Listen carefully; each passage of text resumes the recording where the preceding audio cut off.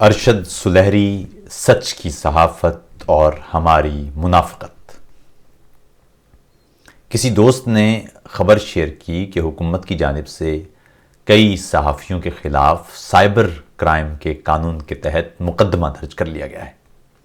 پھر معلوم ہوا کہ مقدمہ کوئی درج نہیں ہوا، بلکہ کچھ صحافیوں کی بابت FIA نے ایک شکایت پر تحقیقات شروع کی ہے، یا کچھ شکایات پر تحقیقات شروع کی ہیں۔ آج کل جمہوریت اور دستور کی بالادستی کے لیے لکھنے والے صحافیوں کے خلاف ایک عام شہری کسی تھانے میں پہنچتا ہے اور وہاں غداری اور بغاوت کی دفعات کے تحت مقدمہ درج کر لیا جاتا ہے۔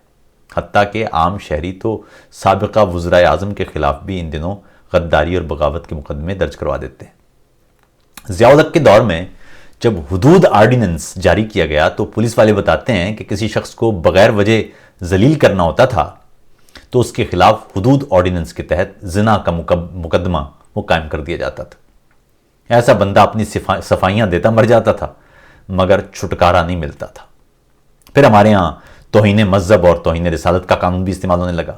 جس شخص پر غصہ ہو، کوئی بدلہ لینا ہو، جائیداد کا مسئلہ ہو، کوئی ذاتی اناد ہو، یا یوں ہی بلا وجہ کسی کی ترقی سے جلن محسوس ہو، فوراً نعرہ لگا دیا جائے کہ اس نے اسلام یا پیغمبر اسلام کی توہین کی ہے۔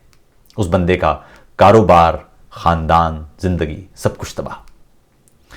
یا تو وہ باقی زندگی وہ جیل میں گزارے گا، یا اپنا سب کچھ چھوڑ چھاڑ کر اپنے خاندان کے ہمراہ کہیں فرار ہو جائے گا۔ یہاں سے ریاست میں اوپر بیٹھے لوگوں نے کمال کا گر سیکھا کہ جو جمہوریت، دستور، حقوق یا شہری آزادیوں کی بات کرے اس پر توہین مذہب کا فتویٰ جڑوا دیا جائے۔ ہمارے ہاں آرڈر پر فتوے دینے والے کوئی کم تھوڑی ہیں۔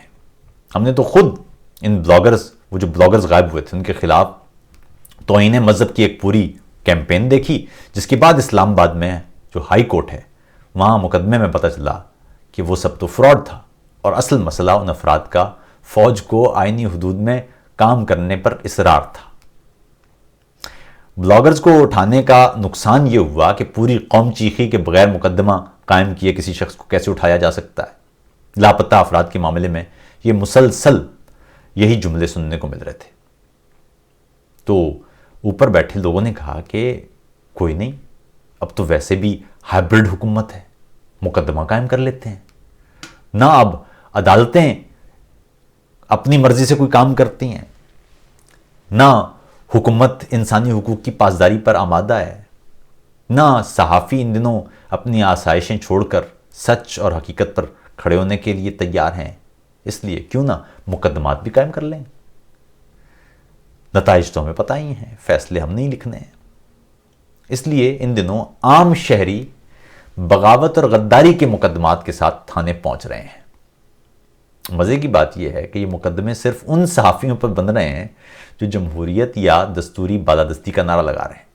کچھ روز قبل کراچی میں ایک صحافی بلال فاروقی کے خلاف ایسا ہی پرچہ بنایا گیا۔ FIR میں لکھا ہوا تھا کہ ایک عام شہری نے، یعنی جو شکایت تھی وہ یہ تھی کہ جوس کی دکان پر میں نے بلال فاروقی کو فوج کے خلاف اشتعال انگیز باتیں کرتے سنا۔ ابھی چند روز ہوئے ایک اور صحافی اسد طور کو پنجاب میں ایک دور افتادہ تھانے میں اس لیے جانا پڑا کہ وہاں ایک عام شہری نے مقدمہ درج کروایا ہوا تھا کہ جب میں اس جگہ سے گزرا تب میری نظر ٹویٹر پر پڑی اور میں نے اسد طور کا ایک ٹویٹ دیکھا جس میں فوج کے خلاف اشتعال انگیز باتیں لکھی ہوئی تھی۔ وزیر اعظم عمران خان اور ان کے حواری مسلسل کہتے نہیں تھکتے کہ ملک میں صحافت مکمل طور پر آزاد ہے، اتنی آزاد کہ اتنی صحافتی آزادی تو برطانیہ میں بھی نہیں ملتی۔ ساتھ ہی یہ بھی فرماتے ہیں کہ پتہ نہیں کس نے اور کیوں متی اللہ جان کو اٹھا لیا تھا۔ پھر اس دور میں ایک اور پروپیگنڈا بیانیہ مشہور کیا گیا ہے، وہ یہ ہے کہ جمہوریت کے لیے جو بولے، دستوری بالادستی کا جو نعرہ لگائے وہ لفافہ ہے، یعنی کسی سے پیسے لے کے لکھ رہا ہے۔ پاکستان میں جمہوریت اور دستور یا قانون کی بالادستی بغیر پیسے لیے کیسے کہی جا سکتی ہے؟ یعنی آپ اگر یہ کہیں کہ ملک میں قانون بالادست ہونا چاہیے، یا ملکی اداروں کو اپنی آئینی حدود میں کام کرنا چاہیے، یا پاکستان کے مستقبل اور پالیسیوں کا فیصلہ پاکستانی قوم کے ووٹ سے بننے والی پارلیمان کو کرنا چاہیے، یا فوج کو سیاست میں مداخلت سے باز رہنا چاہیے، یا پالیسی سازی کا حق صرف اور صرف جمہوری نمائندوں کو ہونا چاہیے، یا فوج کو کسی صورت انتخابات نہیں چرانے چاہیے، تو ایسے میں آواز آئے گی آپ نے یقیناً لفافہ لے رکھا ہوگا۔ مزے کی بات یہ ہے کہ مطیع اللہ جان سمیت ایسے تمام جمہوریت کی بالادستی یا دستور کی بالادستی کی باتیں کرنے والے صحافیوں کی گاڑیاں اور گھر دیکھنے کے باوجود، ان کی حالات دیکھنے کے باوجود بھی اس مخلوق کو کچھ سمجھ نہیں آتی۔ ابھی متبادل کے لیے لکھنے والے ارشد سلیری کا معاملہ دیکھیے۔ ارشد کو FIA کی جانب سے ایک فون کال موصول ہوئی کہ آپ کو نوٹس بھیجنا ہے، اس لیے گھر کا پتہ بتائیے۔ انہوں نے گھر کا پتہ بتایا اور ان کے گھر FIA کا نوٹس پہنچ گیا۔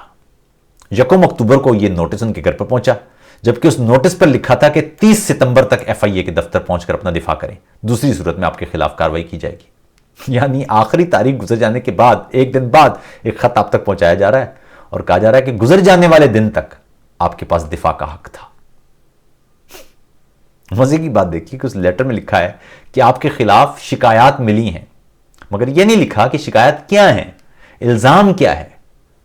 وہاں کہا گیا تھا کہ آ کر وضاحت دے دیں، یعنی آپ کو ایک ایسے الزام پر وضاحت دینا ہے جو ہم نے آپ پر عائد ہی نہیں کیا۔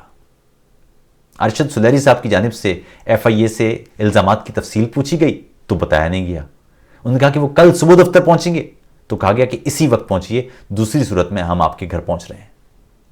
اور ارشد سلیری اس وقت اپنے وکیل کے پاس بیٹھے تھے جب ان کی بیگم کی جانب سے کال موصول ہوئی، کوئی 20-25 منٹ بعد اس واقعے کے، ٹیلی فون کال کے 25 منٹ بعد انہیں گھر سے کال موصول ہوئی کہ گھر پر پولیس پہنچ چکی ہے اور ان کی بابت پوچھ رہی ہے۔ عدالت میں پولیس نے بتایا کہ وہ تو وہاں پتے کی تصدیق کے لیے پہنچی تھی، یعنی خط پہنچا کر تصدیق نہیں ہوئی تھی، اس خط کے حوالے سے ملنے والے جواب سے بھی تصدیق نہیں ہوئی تھی، اس لیے پولیس نے گھر پہنچ کر دوبارہ تصدیق کرنا شروع کر دی۔ خیر، آپ خود اندازہ لگا سکتے ہیں کہ اس وقت صحافیوں کو کس انداز کی کیفیت اور مشکلات کا سامنا ہے۔ ہمارے ایک طرف ہر شخص کو یہ شکایت بھی ہے کہ صحافی سچ نہیں بولتے، اور دوسری طرف کوئی سچ بولتا ہے تو کہتے ہیں کہ یہ لفافہ لے رہا ہے، یعنی سچ صرف وہی ہے جو ہماری مرضی کا ہو، ہمیں پسند آئے گا اور جملے وہ ہوں گے جو ہمارے پسند کے ہیں تو وہ سچ ہے، ہمیں پسند نہیں آئے گا تو وہ لفافہ ہے، جھوٹ ہے۔ ارشد سلیری جیسے جانے کتنے صحافی اس وقت اپنے دیش میں جمہوریت، دستور کی بالادستی، شہری آزادی، بنیادی انسانی حقوق اور سب سے بڑھ کر عزت کے ساتھ زندہ رہنے کے بنیادی حق کے مطالبے کی پاداش میں بدترین وقت سے گزر رہے ہیں۔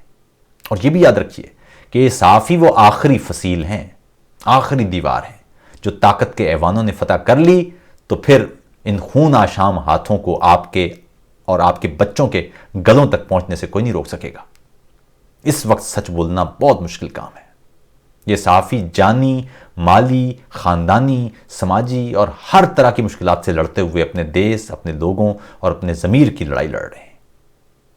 ارشد سلیری اور ان جیسے دیگر صحافی ضمیر اور سچ کی آواز، ان کے ساتھ، ان لکھاریوں کے ساتھ ہم سب کھڑے ہیں، ان سچے لکھنے والوں کے ساتھ ہماری آوازیں اور ہمارے قلم بھی موجود ہیں۔